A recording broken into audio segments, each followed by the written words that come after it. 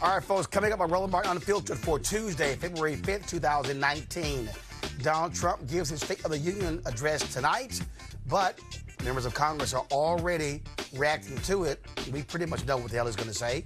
We'll hear from Congresswoman Karen Bass, chair of the Congressional Black Caucus, and also Ayanna Pressley, new member of Congress from Massachusetts, and Brenda Lawrence of Michigan will join us live. More drama in Virginia as blackface-shamed Governor Ralph Northam hires a private eye to try and figure out who is in those racist pictures. I wonder if it's going to be the same folks that O.J. and Donald Trump hired. Also, the woman accusing Lieutenant Governor Justin Fairfax of sexual assault has hired the same D.C. law firm represented Dr. Christine Blasey Ford. We have those details. Actor Liam Neeson confessed to trying to kill a black man in revenge for his white female friend being raped. I'll break down to you why that's very familiar to black folks in America. Also, updates on 2 legally armed black men being killed in seconds by police officers. One of those cops was cleared in Alabama. His mother speaks out, and we'll talk with attorney Ben Crump. We'll also take a look at a school district in Michigan that's being sued for having a racist environment all over its school system. It's time to bring the funk on Roland Martin Unfiltered. Let's go. He's got it. Whatever the miss, he's on it. Whatever it is, he's got the scoop, the fact, the find. And when it breaks, he's right on time and it's rolling. Best believe he's knowing. Putting it down from sports to news to politics. With entertainment just for kicks, he's rolling. It's on go, y'all. It's Roland Martin, yeah. Rolling with Roland now. He's funk, he's fresh, he's real, the best, you know he's Roland Martin now.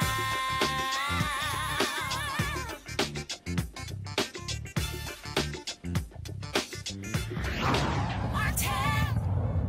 All right, folks, Donald Trump finally gives his State of the Union address tonight. Remember, it was supposed to be in January. It got postponed because of the federal government shutdown. It will actually take place tonight.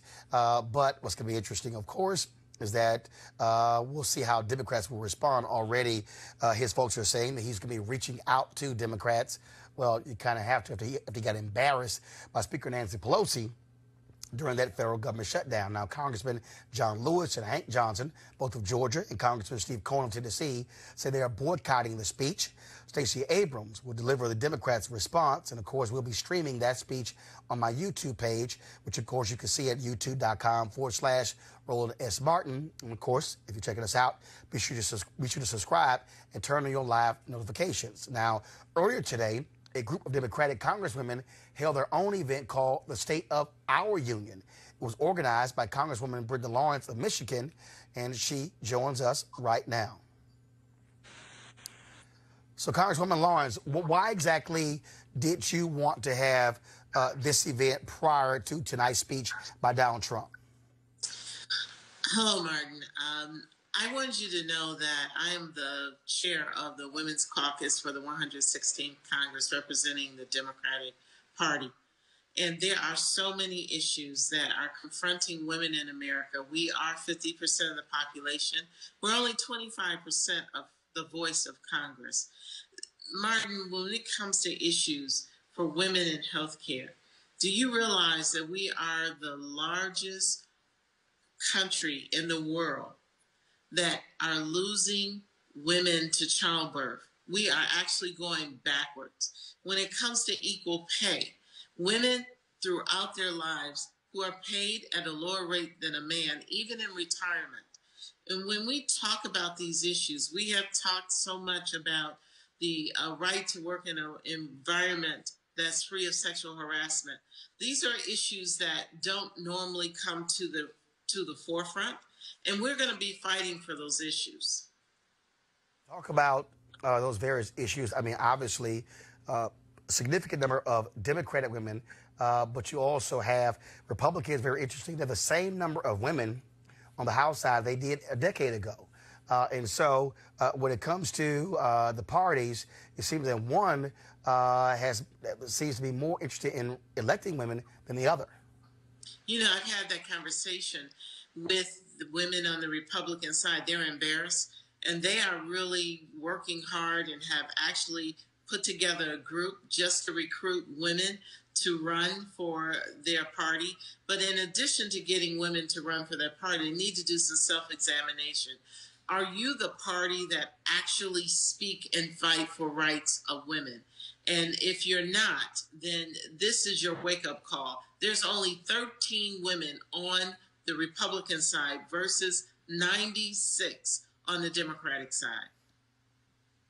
And so what is the next step when it comes to policies? I mean, so news conference is one thing, but policies and laws is another.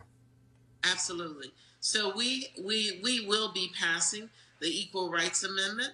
We will be passing the Fair Wage Act, which requires companies to disclose the salaries of their workers. So often you'll see women working side by side and minorities with others, and they're paid at a lower rate doing the same work. Requiring those who have federal contracts and those in the federal government to disclose those salaries is one thing. The other thing is to make sure that we have in law the Equal Rights Amendment that we have been struggling with. People say that we should have equal rights, but it should be part of the law. And so we're very excited about that. We've been on this journey for a long time. The other thing is domestic violence rights. What are women's rights when it comes to domestic violence? You know, we have women sitting in prison who time after time again have reported assault, have been hospitalized. And when it gets to that point, a woman retaliates. I've seen women sitting in prison who have been held hostage as a result of domestic violence. That's going to be something that you see we take up. And then in healthcare, women and our health issues are unique. So things like paid maternity leave. You know, we need to talk about poverty when it comes to women, the largest group in America. When we look at poverty and put everyone who's in poverty together, the number one demographics of poverty are women, head of households with children.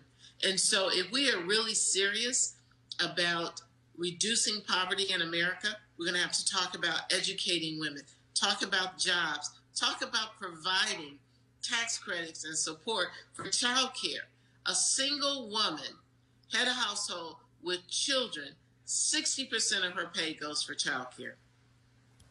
All right, Congresswoman Brenda Lawrence, I appreciate it. Thank you so very much. Thank you. All right, folks, and again, that news conference was held a little bit earlier, and so right now we want to hear from a couple of those women. First off, Congresswoman Karen Bass. She is the chair of the Congressional Black Caucus, and then next, Ayanna Pressley, of course, a new member from Massachusetts. So I'm here to talk about the state of black women in this country. So the state of our pay is unequal. According to the U.S. Census Bureau, black women in the United States are typically paid 61 cents for every dollar paid to a white man. But instead of creating job programs or investing in raising wages, what does the Trump administration do about it?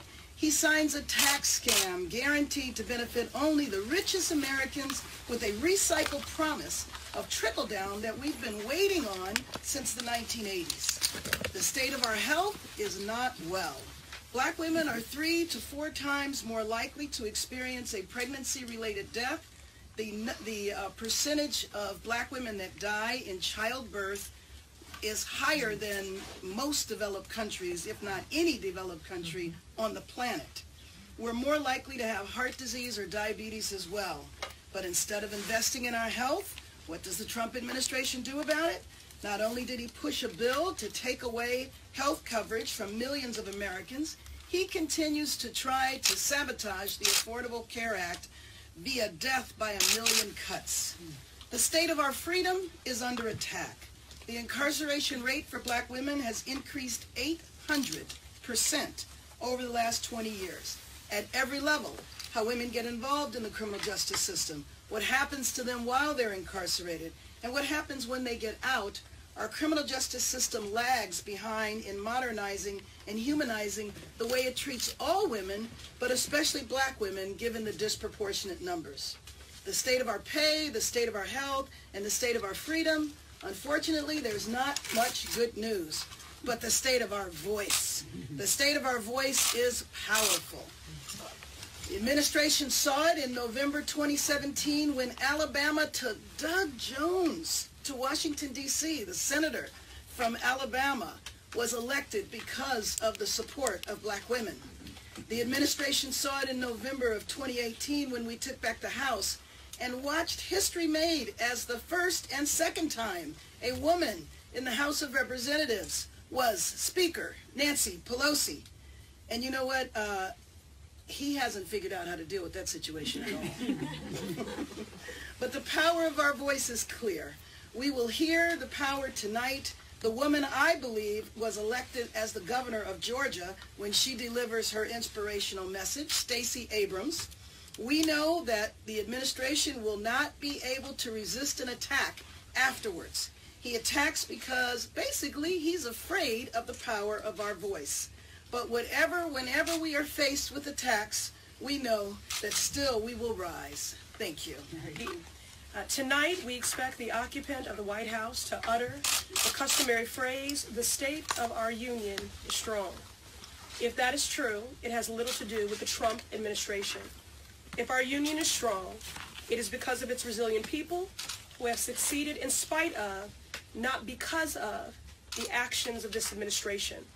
If our union is strong, it is because of the people who have endured, who have sacrificed, who have mobilized and organized to fight for our fundamental human rights. If the state of our union is strong, it is because of dreamers like my guest for tonight's State of the Union, Stephanie from East Boston, who refuses to allow her future or her family to become bargaining chips. She is a dreamer, her father is an asylum seeker, and her mother is a TPS holder. Stephanie bravely stands up against this hate wall and the emboldening of rogue agencies with racist policies. She is standing up on behalf of her family and her entire community. If our union is strong, it is because of mothers like Sabrina Fulton, who know the unimaginable pain of a gun stealing their child's life. A child like 17-year-old Trayvon, who would have celebrated his 24th birthday today. Women like Sabrina Fulton and Lucy McBath, who are fighting every day to ensure that not one more parent knows the harrowing loss of gun violence and racial profiling. If the state of our union is strong, it is because of survivors of sexual assault, who, when we were faced with forces that tried to silence us, we marched, we rallied, and we built our own megaphones. If the state of our union is strong, it is because of the disability advocates who put their bodies on the line fighting for health care justice. Today, we fortify ourselves with a vision of what is possible, policy anchored in community and crafted by those most impacted. Each of the women standing here today represents hundreds and thousands more. We walk through this life not just as individuals, but carrying all those we have loved, we have lost, and who have shaped us. Together we assert that no one should go bankrupt while fighting for their lives. We can have Medicare for all. We can act with urgency to save our planet, to enact a Green New Deal. Every person deserves a good job and a livable future. We can tackle the growing maternal mortality and female incarceration rates for black women. Together, we will address the staggering student debt that is crippling dreams and choking at the full promise of our nation. Together, we can actualize our commitment to fair pay for fair work and provide back pay to our contract workers crippled by the shutdown and the pay that they deserve. Together, we can end the public health crisis of gun violence that is claiming lives on city blocks, at schools, and in our faith houses. We have the conviction, we have the political courage, we have the women we need to lead us through this pivotal moment in our nation's history. We have each other, and we are the majority. All right, folks, let's go to our panel. Jessica Fulton, Economic Policy Director for the Joint Center for Political and Economic Studies. Malik Abdul, Republican Communications Consultant. Teresa Lundy, founder, TML Communications. Now, obviously, everybody's talking about Donald Trump. I was going to be reaching out to Democrats. Okay, his State of the Union speech. These are typical. What do you expect tonight? I'm really expecting for him to double down on this statement he's been making about how America has been better for black folks since he got into office. I think that's something that he has not actually shown to us, and I think that we need to look for Stacey Abrams to kind of rebut that in her comments later. Yeah, I think we're going to get some, he's going to reach across the aisle in some ways. What I would like to hear is what he offered as far as DACA. I would like to hear more of that. From what I'm hearing, even on television, it's not going to be a combative sort of State of the Union, which is what I prefer. Of course, it's all, for the cameras, the whole standing up, sitting down. We're going to expect more of that. We're looking forward to Stacey Abrams. It's not as historic as, some other things, but, I'm looking forward to that. But, it's going to be a run-of-the-mill state of, run-of-the-mill state of... Teresa, him giving a speech trying to reach across the aisle is irrelevant when you look at what just took place with this shutdown. Exactly. So what I expect, and many of the blogs were saying earlier today, that Donald Trump is going to talk about Donald Trump. He's going to talk about his accomplishments, all before he gets to his beloved wall. And we just need to be honest. Now, I don't know the way he's going to talk about that wall, or steel, or fence, or brick, but we're going to talk about it in some way. But again, I would love to see if, we can kind of round up that statement and probably begin to start to heal the country outside of just talking about what he's done and why you need to keep me in office. And, and to your point, one of the things that we were told before the shutdown, the idea is that we need to open up the federal government in order to get the negotiations going. So I don't know to what extent the negotiations have been going that well. From what I'm hearing from Nancy Pelosi, her answer is still no. Correct. But as I've said on the show before, slat, wall, whatever it is that you want to call it, we're talking about border security. So however people want to characterize that or phrase it, the wall has become a symbol, if you will, kind of like as the Republicans are for amnesty. Anything that smells like it could be amnesty. I think that's where we are now with the wall, that anything that seems like a wall, Democrats are against. But they do agree that they're for border security. You got, come on, you got a dude early talking about, okay, it's going to be a human wall. I mean, he's sticking wall to anything. Yeah, that's nonsense. Yeah, that's not going to be any sort of, human wall. It's going to be a steel slat, whatever it is. And what I'm hearing is that they're a bipartisan group. They're working with border officials to actually see what it is that they want and identify the locations that they want those in. And I think that's the approach that we should be doing. I think that's a little too far off. So, I mean, those conversations I feel like should have happened earlier, as we were even constituting what that $5.7 million would look like. Yeah. Before we shut down and as we put that budget together. So, I mean, kind of going into it tonight, I think we're kind of going to hear the same thing. And I think he actually might bring up the fire alarm, but I'm not sure. Well, Jessica, well, for one, they're also saying that, okay, he's not going to call for this national emergency. Right. Okay, it's also kind of hard when you're the idiot who tweets out how border crossings are down. You're kind of defeating your own point that there's this big emergency. Right, and so what we really need to pay attention to is, as you said, if what we want is actual border security, that doesn't necessarily mean a wall, right? Like what we've seen is that we have evidence that this wall will not work in the way that he's talking about it. And so I think we need to think about it that way. Of course, also on tonight is always a big thing. Members of Congress, they invite different individuals to watch the speech. Well, of course, Iowa Congressman Steve King, he, of course, had to say who he's going to invite. So we went ahead and just going to name him the Stuck on Stupid Person of the Week. Roland? Stupid! Okay. So you only get one ticket, okay? So this is a guy who has no committee assignments. So he decided to invite the minstrel show, Diamond and Silk. This is what he live tweeted. Having only one ticket, I invited one of the two guests for the State of the Union tonight, Lynette Hardaway and Rochelle Richardson, otherwise known as Diamond and Silk. Diamond won the coin toss. Both will be my guest speakers at COS in the morning. I don't accept the characterization of them as a minstrel. They are a minstrel show. I don't. Malik. I don't Malik, think they're not even real Republicans. They are a minstrel show. But I don't think that they're a minstrel show because they're entertainers. No, they're not entertainers. I think they're entertainers. Have you ever interviewed them? No, I have, twice. They are a minstrel show. I don't agree with any characterizations as minstrel shows. You know, just of black people generally. Okay, but if you're black people and you're performing a minstrel show, I'm going to call you a minstrel show. I don't think that they're performing a minstrel show, but to your point, you know, I'm more interested in, I think, is it Matthew Charles? Matthew Charles is the guy who, as one of the first inmates who was released from the First Step Act. You know, I'm more interested in people like but that's my point, Teresa. We can't take Steve King seriously. That's my point. Yeah. Those are real people. And here you got a guy who got slapped down for praising white supremacists. Correct. What does he go do? Ooh, let me go find two of the black people. That's what he did. A minstrel show. Supporters, right, who actually flipped a coin and decided, you know, they're going to show up, probably with their better half on FaceTime.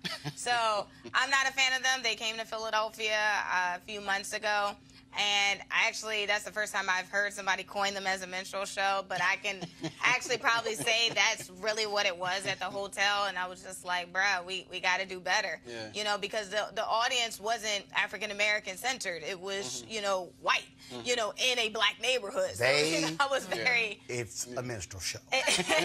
Simple as that. Just call it what it is, and that's exactly what they are. All right, folks, got to go to a break right now. When we come back, I'm going to talk Liam Neeson, and he made some quite interesting comments about hunting down black people. But black folks in America, we're quite familiar with white men losing their damn minds. We'll break that down next on Roland Martin Unfiltered. Hey, fam, I want you to like, share, and subscribe to our YouTube channel, youtube.com/Roland S. Martin. And don't forget to turn on your notifications. All right, of course, many of us in 2019 want to get healthy and get fit as much as we want to. Of course, for me, the whole focus is getting a golf game, getting a handicap down to a 2, which means improving the core, losing weight, and being able to, of course, pick up 10, 15 yards. Now, if you want to make a difference in doing so, one of the ways is to try the D-Herbs Full Body Cleanse. Now, I just finished their cleanse about a week ago, dropped about 18 pounds. And, of course, for some people, they've lost as many as 20 pounds as well. And, of course, us coming out of the holidays, we talk about excessive eating, processed foods, fried foods, things along those lines. Folks trying to get that out of their body. Now, of course, your body needs to recover. And the Full Body Cleanse will help you get rid of the toxic buildup. It will not only drag you down, but can be very dangerous if you don't do anything about it. Now, if you want to go ahead and try it, if you want to lose those 7 pounds, go right now and go to deherbs.com, DHERBS.com. Use the promo code ROLAND for a discount at the checkout. The number to call is 866-4DHERBS, 866-4DHERBS. It's 866-4DHERBS, and the promo code is ROLAND. Okay? They're certainly one of our D-Herbs, one of our partners, and we thank them for supporting Roland Martin Unfiltered. All right, folks, still lots of drama in the Virginia state capitol. Governor Ralph Northam, the man who had trouble remembering if he had ever posed in blackface or wore KKK robes and a hood, has still not resigned over these pictures. Now, there are virtually no Democratic politicians in Virginia or in the country who are supporting him, but he is still trying to find a way out. The New York Times reports he's hired a private investigator. Okay, remember when O.J. hired a private investigator? Remember Donald Trump hired a private investigator looking into Obama's birth certificate? Yeah, I thought so. Okay, so clearly he is not trying to resign. Now, the man who will replace Northam, if he does resign, is Lieutenant Governor Justin Fairfax.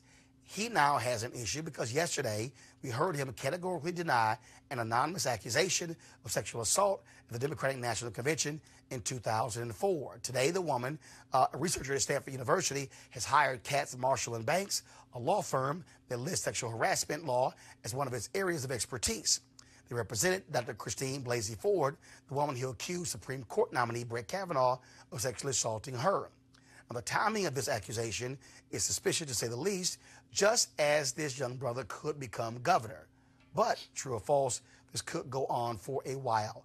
I want to go to our panel real quick here. Teresa, so in Lieutenant Governor Fairfax's statement, he said that this woman went to the Washington Post a year ago. They looked into it, investigated, never did a story. Right. Then what happens is this weekend, she sends a private note to a friend, who then gives it to the website that posted the photos of Northam. And then now she's hiring the law firm. What do you make of what is happening with this case and Justin Fairfax? Conspiracy. They see that there's an opportunity for Justin Fairfax to take his rightful place as governor. And I think this is, don't look at me like that, Roland. No, I'm just looking at you. To take his rightful place as a governor. And I think this is one of the opportunities where they're saying that there's going to be some obstacles for him to get there. When you can't, and this is unfortunately the trend with the Me Too movement. I have 5 brothers, you know, so I'm very sympathetic to them, also sympathetic to the victims, especially the women, but more so what the climate is today, where we can just kind of go and make an accusation without pure facts, and then not have a real follow-up or follow-through of actual justice being served. So for me, you know, I think we need to do a further investigation on the one that received an that went to go get an investigator from the investigative firm, and actually try to prowl that out. Now, in the case, what happened in the case here, she says it took place in 2004, the Democratic National Convention, and that she never said anything in all these years. Now, he ran for state attorney general and lost, and nothing came out. When he ran for lieutenant governor, nothing came out. But now it comes out.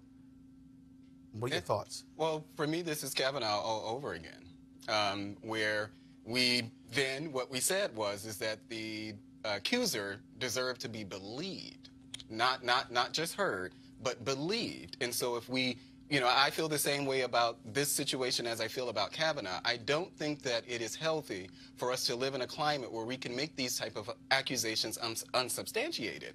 Sure, the Washington Post decided not to, you know, the Washington Post didn't find anything, but this is similar to Kavanaugh. You know, no one found anything with Christine Blasey Ford. No one found anything there, but it became a story. And I think this is the sort of tit for tat. You're going to have a lot of people who will say, you know, they're very concerned now. We're really concerned about that Fairfax could have done these sort of things, but it's more so political. It's the get back. It's like, well, remember what you did to us, and now we're going to do the same thing to you. You know, yes, Fairfax. I'm surprised. How is it that Northam, no one knew about the yearbook photo throughout his... So interesting. Since 1984. We need to talk further about where the medical school he went to, because and that he didn't remember when he... How do you not which remember? blackface time was I in the yearbook photo or not? And I just had a little shoe polish, and you heard his explanation. Well, so, you know, if you know that shoe polish, it doesn't really come off. So I just put a little shoe polish, and I danced as Michael Jackson, and I won because I did the moonwalk. Bruh. Come on now. I mean, and so we have to look at these sort of things. That's why my position when these things happen with Republicans is generally, okay, well, let's just hold back for a minute, because I refuse to believe that these people have come, you know, they've arrived at their respective, you know, places, you know, places in career, and nothing like this has come out before. I think I would love to see a Governor Justin Fairfax as well, right? But I think we really need to be cautious in how we think about how we talk about women who come forward with these kinds of accusations. I think those are very serious things, and I don't think that people generally do this because you're not elevated as a woman because you come out and say that somebody did something like this to you, right? And so we just have to be mindful of that. Especially black women. Especially black women, right? And so we just need to be mindful of that. That said, we do know that Governor Northam wore blackface at some point in his life and felt like that was something that was normal for Virginians at that time. Next to somebody with a white hood. And so, and the problem that I have with the story is that, I think what I heard is that someone who attended the school, they were so bothered, they were so offended by his comments around abortion, that then they decided to, they're so offended by abortion that they decided to leak it now, as opposed to it wasn't offensive not then. the issue itself, but because it's abortion comments. Right. Right. That gives a real indication It could be of racist. Oh, that's fine. That's right. Right. But just abortion. No. Shows us their priority. Right. Gotcha. All right, folks. Let's talk about this next story. Now, when actor Liam Neeson admitted during a recent interview while promoting a new movie that he once went looking for an anonymous black man to kill as a way of seeking revenge for a white female friend of his being raped. It shocked the sensibilities of some.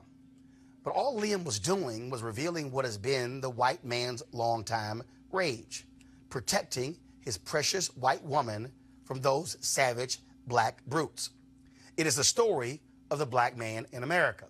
Now, in the interview, Liam said that once his friend revealed the rape and the man's skin color, for several days, he walked the streets looking for a black man, any black man, to approach him.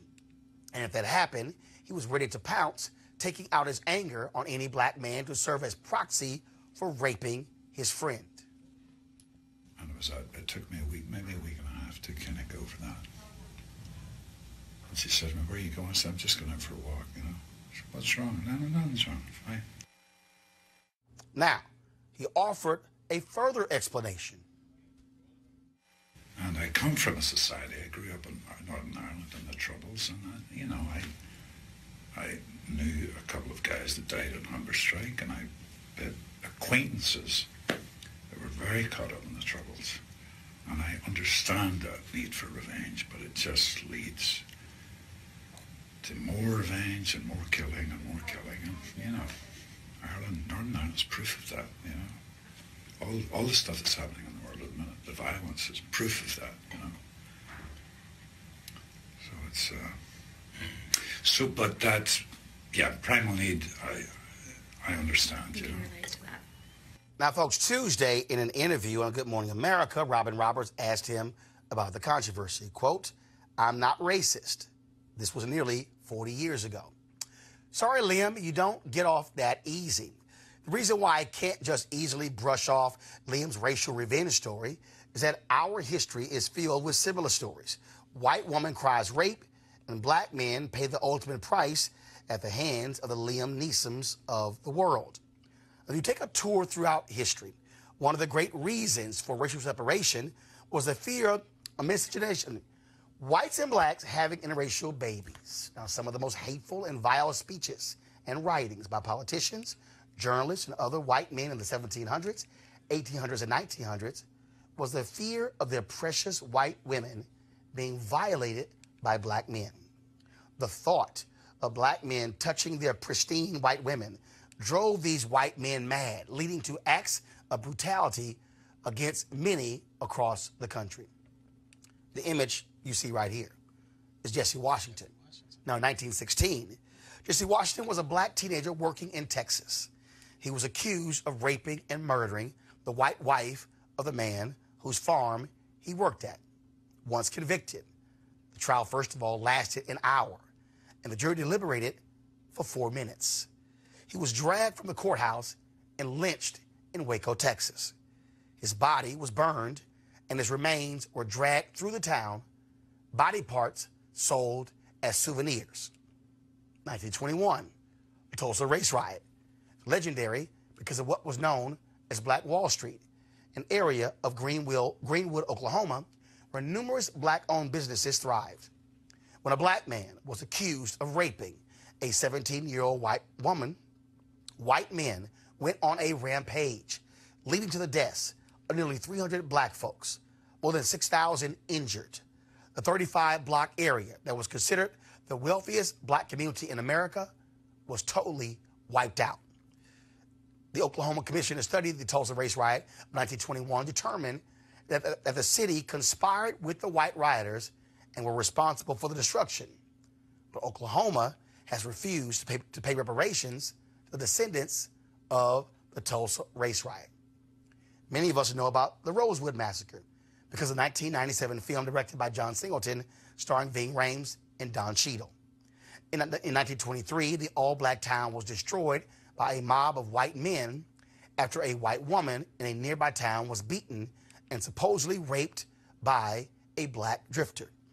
The charges were never proven, but that was enough for white men to terrorize the black residents of Rosewood. The entire town was torched, and no one was ever arrested. Rosewood was never inhabited again. The story of the famous Scottsboro Boys riveted the world. In 1939, 9 black teenagers were falsely accused of raping 2 white women. Their legal fight, which attracted international attention, was intense, leading to numerous appeals and led to 2 Supreme Court decisions. Those men went in and out of prison. Several were later granted parole. One of them also spent a significant amount of time in prison and died. They, folks, were innocent of raping a white woman. In 1949, in Roland, Florida, 4 black men were accused of raping a white woman. 3 of the men were imprisoned and beaten before trial. 1 was hunted down and shot and killed before he was even charged. An all-white jury sentenced 1 of the men to life in prison and 2 to death. When the Supreme Court ordered a retrial for the 2 given death sentences, the sheriff drove the 2 to a field and shot them both. 1 of them died. Florida Governor Ron DeSantis last month granted posthumous pardons to all 4 men. The woman who said the 4 raped them, Norma Paget, who is now 86, testified and still contends the 4 men did it. Folks, there are far more stories I could cite where accusations of rape by black men against white women led to massive violence and death of black people. Now, someone may suggest that Liam should get a break because what he described happened 40 years ago, and he never acted on those racial fears. But folks, we're still dealing with this evil. The brutal rape of a white woman in 1989 set off racial tensions in New York City that rivaled those of the early 20th century. The viciousness against the 5 juveniles arrested for the crime set off hate-filled talk in newspapers, on talk radio, and television. You might call them the Central Park 5. Even Donald Trump got in on the act, taking out full-page ads in New York City newspapers saying the 4 black men and 1 Latino arrested should get the death penalty. Even though the men were exonerated after they went to prison, Trump, to this day, has refused to apologize to the Central Park 5. You may say, well, that was 1989. Okay. When Dylan Roof walked into a black church in Charleston, South Carolina, and killed 9 black people at a Bible study, his white male fear was one of the reasons. This is what Dylan Roof told FBI agents to explain the terror. Quote, well, I had to do it because somebody had to do something because, you know, black people are killing white people every day on the streets, and they rape white women, 100 white women a day. The fact of the matter is what I did is so minuscule to what they're doing to white people every day, all the time. The terror that white men have unleashed on black men over the course of America's history has been devastating. Never mind the centuries black women were raped at will by their white slave masters during slavery. Black people have never responded with the kind of widespread violence in retribution for what white folks did to black women.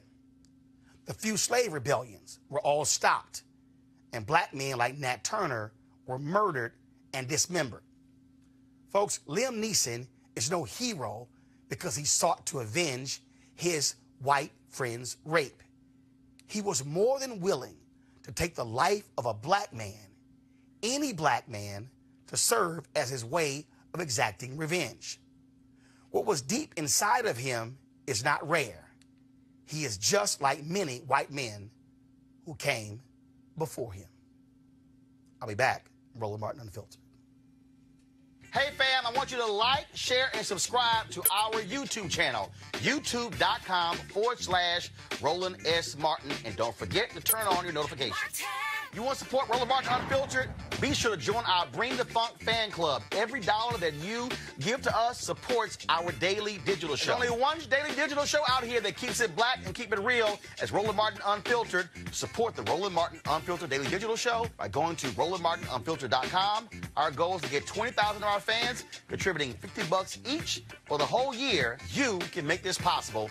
RolandMartinUnfiltered.com. Hey fam, I want you to like, share, and subscribe to our YouTube channel, youtube.com/Roland S. Martin. And don't forget to turn on your notifications. All right, folks, now a message from one of our partners. Are you desperate for a good night's sleep? Then listen up. Studies, Teresa's like, yeah, I am. Studies show lack of sleep causes stress, irritability, weight gain, and even death. But you already know how bad it is when you don't get enough sleep, don't you? You try sleeping pills with their annoying and potentially dangerous side effects. Trust me, I understand. Now, maybe if you wasted money on the latest miracle pillow that promises a good night's sleep. Have any of those worked? If not, this might be a solution. It's convenient, inexpensive, has zero side effects, and it's flat out work. So if you want to experience deep, restful sleep, start tonight. Visit www.sleepmusic.com.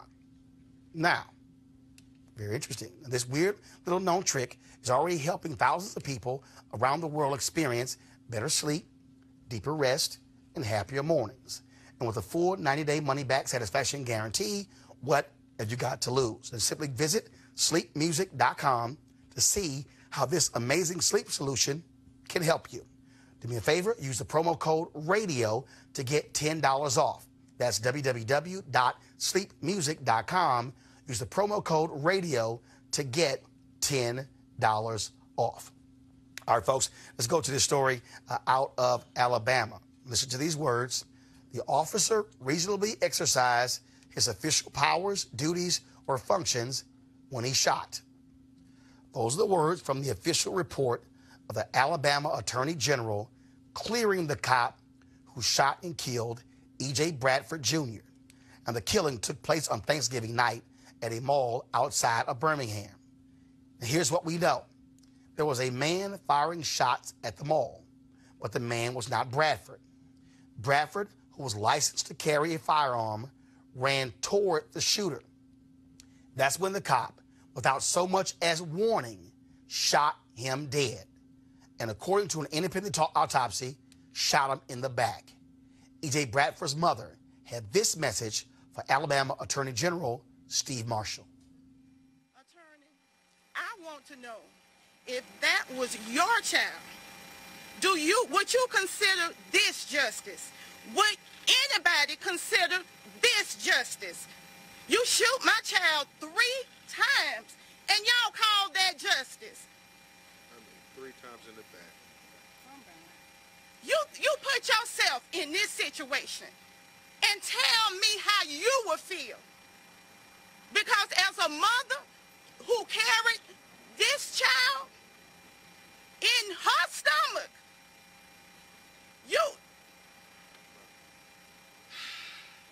I want to know how you would feel. I just want to know how you would feel if this was your child. You're a punk. Are we really equal? Is the Constitution really for real? Do we really abide by the Constitution? Or does the color of your skin determine it? It determines it. Yeah. The Bible says there's no difference between Jews or Greeks or anybody. When Jesus died, he died for us all. So maybe we need to revisit the Constitution. All right, folks, going to my panel right now. Now, what was strange here, that the Alabama Attorney General removed the case from the black DA there in Birmingham because there was a photo the black DA had taken with one of the activists who was protesting this case. And the same black activist was in a photo with the Alabama Attorney General. And for Ben Crump and others, they say that it is shameful that why did the Alabama Attorney General step in and remove this case from that black DA, and now we have the result of the Alabama Attorney General. I can't imagine what what his mother is going through right now. And I think, you know, she really speaks to what I think a lot of people are thinking. Like, she did not see justice. She is not seeing justice. And so I think, you know,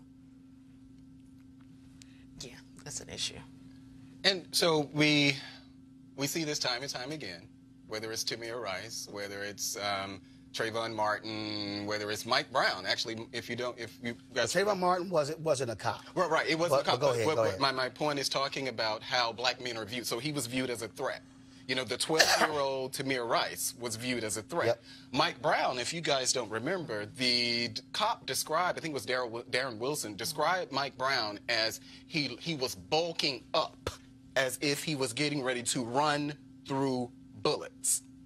So so we know this type of, even if we go back to the super predator of the 1990s, you know, these black men, black people are generally seen as threats. And so this is what we're talking about here. In Birmingham, I will say that this particular mall, and I've had this conversation with people just describing, so this mall in Birmingham, the Galleria, you know, it was full of black people. And we do know that there were a lot of people, the reports were that there were a lot of people that actually were carrying inside. And that's how, you know, the situation happened with the guy here, that there were a lot of people running with guns inside the mall. So I do want to say that... Well, no. I haven't seen reports that there were a number of people with guns drawn. Well, I don't know if it was drawn, but I do know that there were definitely reports that that there were a number of people there actually with guns. You mean the population, like the inside the mall? Okay, not the police. I'm sorry. I have not seen that. But again, Teresa, to have an officer on the scene, not yell a word, not officers put the gun down. No, this cop immediately started shooting. The fear of the FOP is damaging to African Americans as a whole, and it has been since the beginning of time. If we're talking about any type of reform, look, I am all for the criminal justice system, but we really have to take a look at our policing, but also reforming the department. And you can... I think they've tried to make, and I'm talking about different counties and different cities have tried to make reforms in the department, but they do it very slightly by putting an African American at the head, right? But not really reforming some of the policies within it. And thus, we still have some of these brand new police officers in these counties that are still afraid. I mean, they went through the training of how to protect yourself. Right. But they didn't go through the sensitivity training on how to protect the body as a whole and not just see African Americans as just, you know, something, you know, oh, they'll get over it, or just see them as not so much of a person. Yeah. Right? So holistically, if there's any type of legislation, any type of bill that needs to come from any of our African American leaders, I would say we need to do something that has to do with policing within the police department. Yeah, and all of the stuff that we're talking about, well, I won't say a lot of it, but I imagine that a number of, you know, things that we're talking about here is implicit bias. Absolutely. So how do you legislate that? How do you, you know, really address that? Because I do think that that's at the heart of a lot of this, you know, where it's an assumption. Well, we have to come at their money. You know, there's still officers and who are still collecting pensions after shooting and killing young boys and young women. We even have juries. We have juries who hear these cases. And I don't know if that was the case with Tamir Rice. I can't remember. But we have juries who hear these cases. In the case of Tamir Rice, same problem. Tim McGinty, that DA, essentially acted as a defense for these cops. Took it to the grand jury. No indictment from the grand jury. And that was one of the reasons why he got his ass thrown out in the Democratic primary in the next election. Same thing happened to Bob McCulloch in the Michael Brown case. Got thrown out by Wesley Bell in the most recent campaign. But the issue that you have here is having the Attorney General step in and remove this case from the black district attorney solely because of a photo he took with an activist that he was also pictured when the same activist was in a photo with the white attorney general. We finally got Ben Krupp on the phone here. So Ben, just what do you make of this attorney general? This was the one thing folks feared by him removing the case from the black DA that he pretty much was guaranteeing this cop would not get indicted. That's exactly right, Roland. I'm here with E.J. Bradford's family and supporters outside the Hoover, Alabama City Hall, and they are announcing that there's going to be a state of the union tomorrow at the Attorney General Steve Marshall's office in Montgomery, Alabama, because I've never seen disrespect like this, Roland. And, you know, we've been on some battles over the years, but this Attorney General did not even have the respect to talk to the family on the telephone once, not much less to meet with the family today when he announced this decision. And on top of all of that, Roland, he released the report and the videos that he wanted to release. We still haven't got all the videos released yet, but he released it to the media before he released it to the family. So since he didn't have the decency and the respect to come and see the family in Birmingham, Alabama, the family and all the supporters and protesters are going to see him tomorrow at his office and show him the same respect that they gave them in the community when he usurped the authority and took it away from the first elected African-American DA. And as E.J. Bradford's father said, it was because it was an orchestrated cover-up, and he was going to do this all along.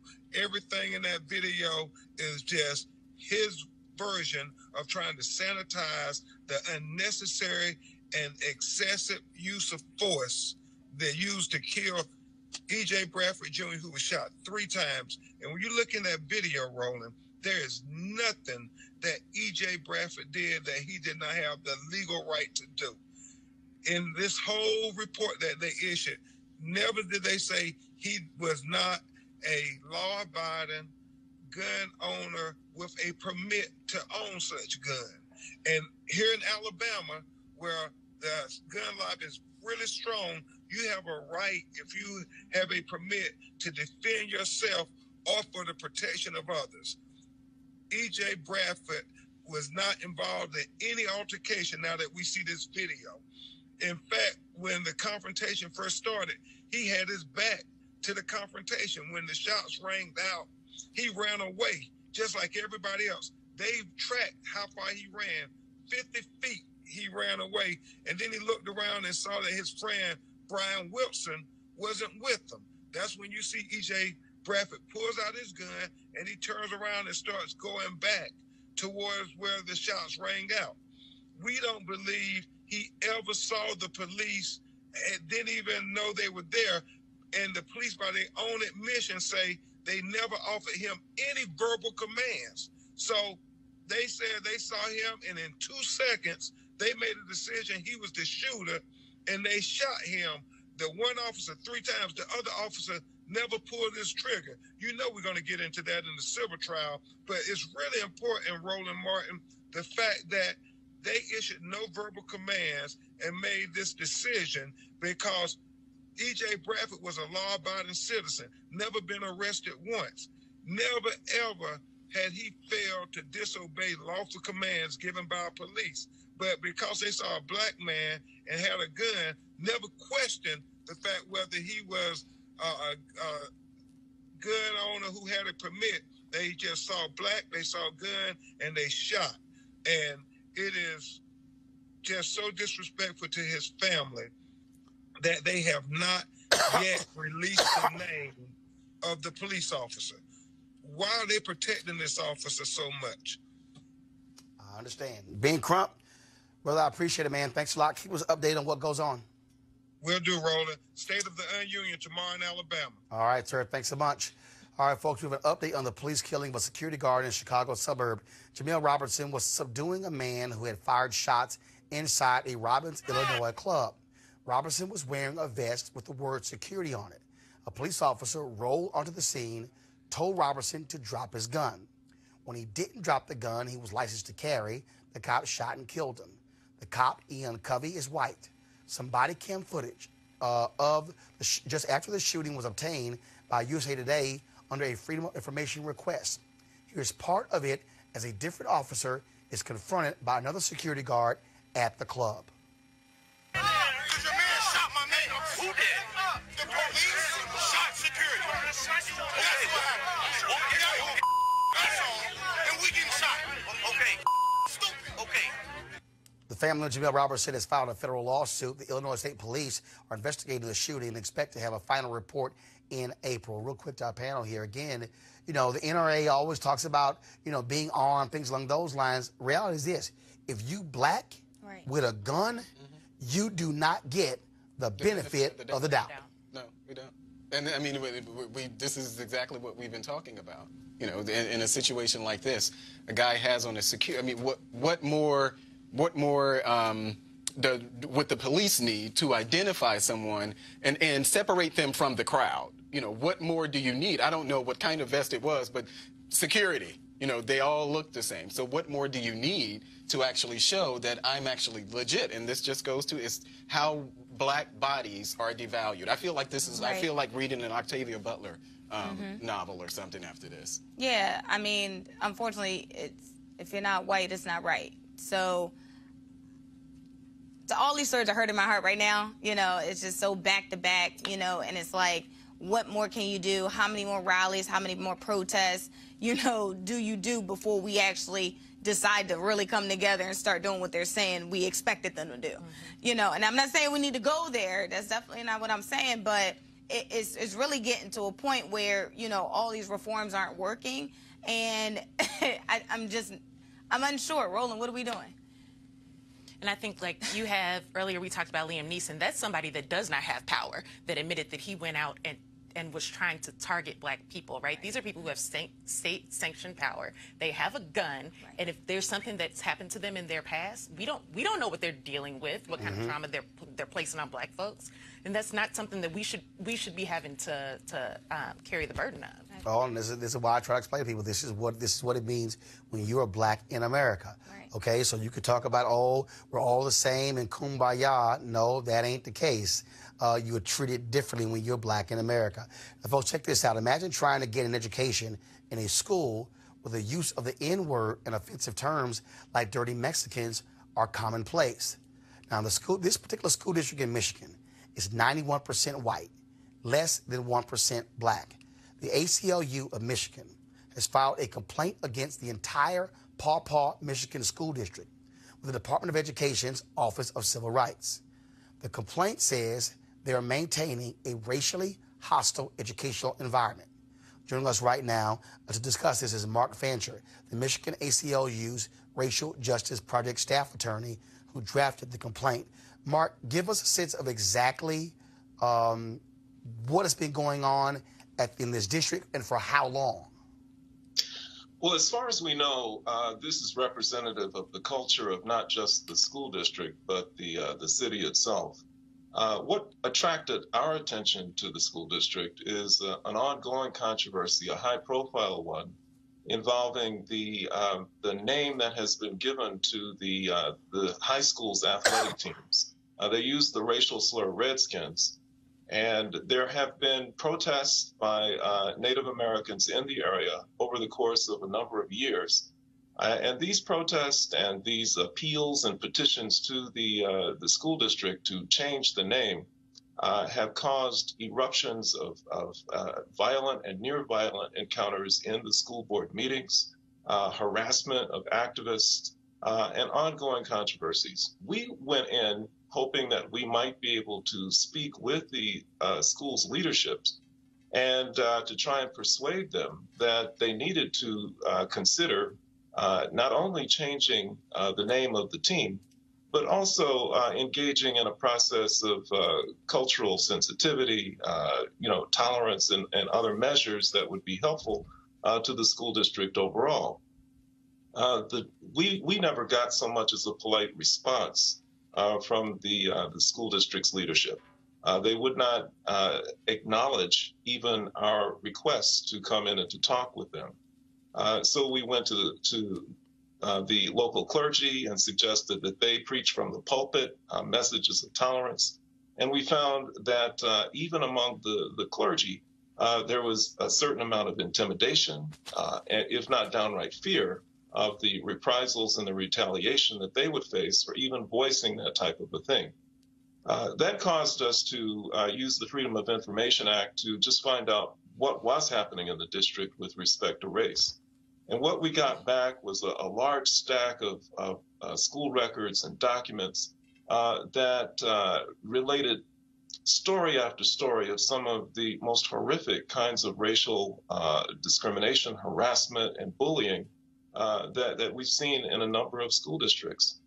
You know, a foreign exchange student being asked if she's a member of the Taliban, constant use of the N-word. You know, one student approaching Mexican students and saying, Trump's in the house now, you need to go back to Mexico and pick blueberries.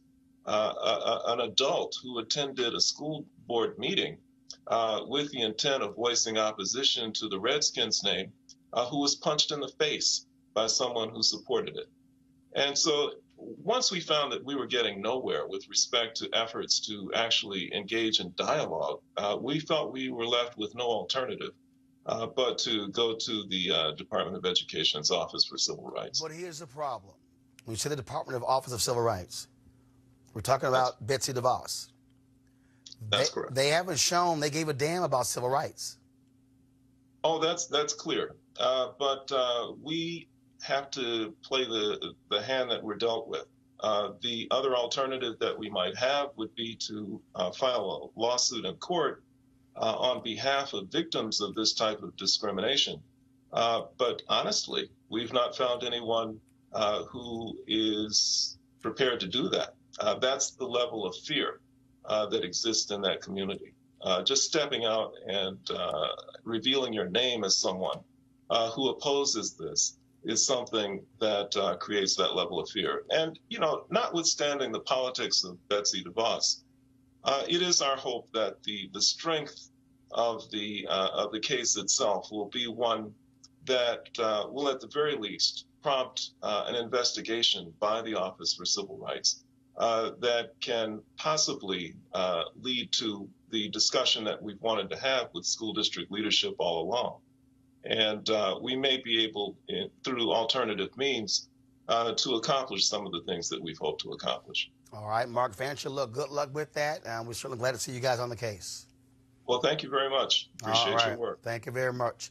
All right, folks, before we go, I could not bypass another Stuck on Stupid Person of the Week.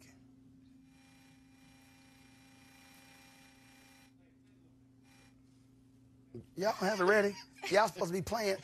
Damn it, you knew I was going to it. All right, y'all. No. Stop it. Y'all weren't ready. All right. So here's the deal, y'all. Here are two anchors on Fox News, actually 3 Fox News staffers, trying to explain why voters are in huge numbers in favor of collecting more taxes from the rich. Now press play. There is what seems to be a movement against capitalism in this country. This is a piece in Politico just published, Soak the Rich. Americans say go for it. In this piece, it talks about how recent polling is showing that the American public is increasingly on board with raising taxes on the rich. As evidence, we pulled up this latest Fox News poll on the issue, whether Americans support raising taxes on the wealthy, on incomes over $10 million. Those that are in favor of that, 70%, Charles. Over $1 million in income, 65% are in favor of raising taxes. The idea of fairness has been promoted in our schools for a long time, and we're starting to see kids who grew up in this notion that fairness above all. And now they're becoming voting age, and they're bringing this ideology with them. Look at y'all. Their own poll showed 70%. Mm-hmm. Maybe it's because even their audience, old white people, realize that the system in America is actually set up to benefit the rich in America. Yeah, I'm not even sure that's it. I think when you ask anyone who would you rather raise taxes on, it's going to always be those who make lots of money. I don't think that it's not political, or it's not, you know, this is, you're going to raise taxes on everybody but yourself. And I think this is an example of that. I'm not surprised. But this whole idea of, oh, they're teaching kids in school what's about fairness. And the reality is that we used to do that as a country. We used to tax the very, very rich about 79 to 80%, right? This is something that we did, and this was when we actually had like strong economic growth that benefited most of the people in America, right? So like, yes, I hear what you're saying. People are going to say to tax everybody else, but this is something that works, that we've already tried, that we might as well go back to. I think we got to understand some of the basis of financial literacy. So we need to take it back to education before anybody starts teaching anything, you know, because the first talking point for Democrats, especially the socialists, tax the rich. Well, you know, well, after we tax the rich, what happens, right? So I'm kind of on the other side as it relates to that, but like I think it also depends on how much, to what extent we're talking about. But what's so hilarious is when you talk about a 70% marginal tax rate, it's after the first 10 million. Okay, we are not talking about a hell of a lot of people in America. We are not.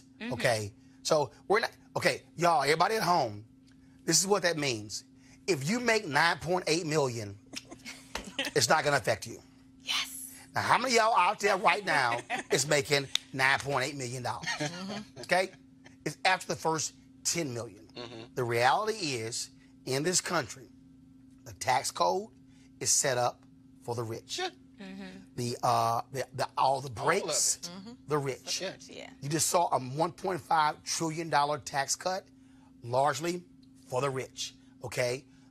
Who gets over more in this country? Donald Trump knows real estate people because they can sit here and write out real estate losses for 20 years. Okay? Well, if you ain't got money, if you, like Trump, you can't go to Deutsche Bank and get $1 billion over a number of years, well, guess what? You can't run around buying buildings and properties and sitting here writing those losses off and you virtually paying no income tax and you banking all that money. Yeah, you're right. The system is not set up for anybody unless you are rich. And in this whole deal of this bullshit of, oh, no, see, they're going to take that money and they're going to reinvest. No, they're not. They're not going to sit here. We just saw with the tax cut. All of those companies. And the CEOs said it before they passed it. They said, we ain't reinvesting that money. And we ain't giving that money back to workers. We're going to reward shareholders. And that's exactly what they did. But I just want to say that it's not, because we say rich, but I would actually add that I think it's people with access to whether it's power or information, because a lot of people, where you could be making $250,000 a year, that's not rich, but you could use you could finagle things as far as your finances is concerned and get a smaller no, that's no doubt. But the point is, but the rich will always benefit. Yeah, I mean, to that point, greatly. And in that poll, when you see 70%, and let's be honest, the reason a lot of these television anchors also are like, oh my God, what are you doing that? Because they're affected. There you go. But I think we should also say, I wonder if, that's a general poll. I don't think that it gave an actual number, but I wonder what number will people be comfortable with when they're talking about percentage-wise. Dude, the number was 70%. Go ahead. Okay, so it was 70%. It was 70%. Okay. They said over 10 million, right? If they wanted to hide something, they would have said, do you think the top marginal tax rate should be 70%? And then you could assume that, Yeah, but I'm telling you, I know, even Fox News folks like, oh, hell yeah, tax they ass. All right, y'all, we got to go. I want to thank our panel for being here. Again, we want you guys to support RolandMarkUnfiltered.com. I was going to take another day off, trying to preserve my voice. As many of y'all realize, I'm allergic to smoke.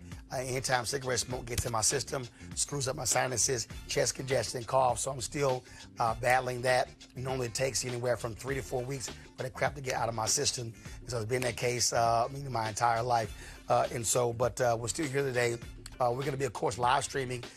We don't care what Donald Trump is going to say. We're going to be live streaming Stacey Abrams' response, the first African-American giving a Democratic response to a presidential State of the Union. So we're going to have that for you as well. And tomorrow we'll have a full breakdown of the speech and what it means moving forward when it comes to policy. Also, guys, on Thursday, I'm going to be live streaming my interview with comedian Ali Sadiq. All right. This is a brother who spent time in prison. This is a brother who's one of the funniest cats out here.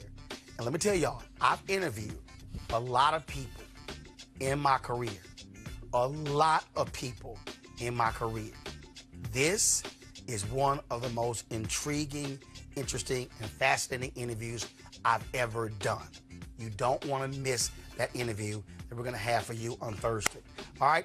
Please go to RolandMartinUnfiltered.com to please join our Bring the Funk fan club.